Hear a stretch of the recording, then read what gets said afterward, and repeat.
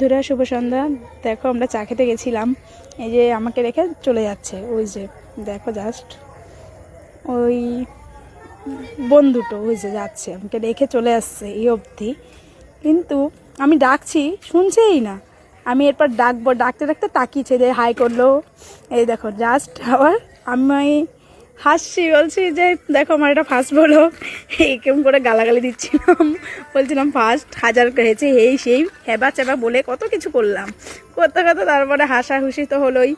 এই যে যা হাসা হচ্ছে এরপর তারপরে দেখে তারপরে বললো, দেখেছ তো ওই যে ও বললো হাই, চুমা চুমা দিল, ঠিক আছে চুমা। বললাম ঠিক আছে তাহলে আর কিছু বল, বললো টাটা, বললো টাটা টাটা টাটা।